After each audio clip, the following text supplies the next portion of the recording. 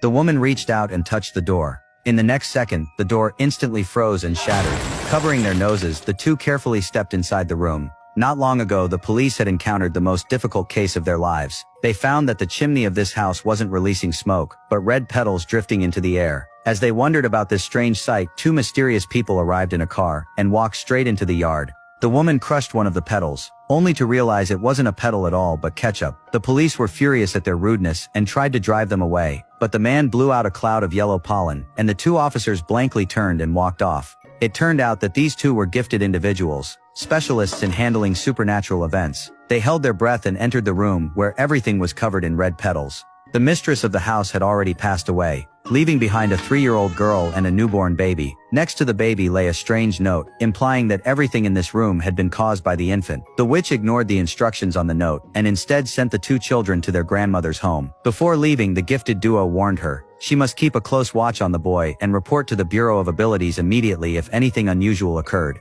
Thus the children grew up in their grandmother's care. In this world, some witches remained hidden, divided into white witches and evil black witches. The grandmother never told the boy that he himself was a black witch, but every month a witch from the bureau came to test Nathan. They asked him questions to ensure he hadn't lost his humanity, then drew a line on his hand with a pen. If the mark faded within 35 seconds, it meant he was still within the normal range of a white witch.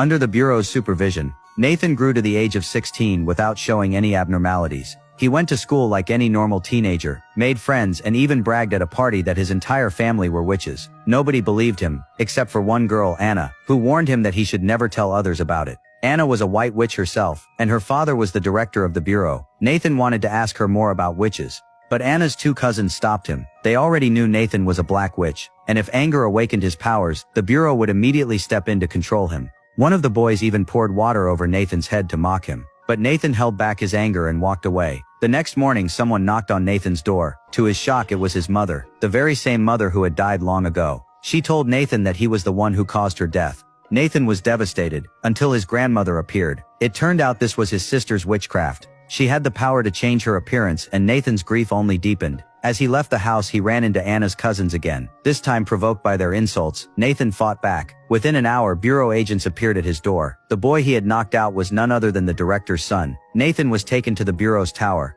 where its leaders showed him a chilling scene. There were no people in the footage, only objects floating in the air, accompanied by a strange conversation. A pair of white witch spouses had just returned home from work, when their windows suddenly shattered. The husband rushed outside to check, but a monster slipped in through another door. Both witches were killed that night. The monster inherited their powers, and that creature turned out to be Nathan's father. The bureau feared that once Nathan turned 17, he would also become such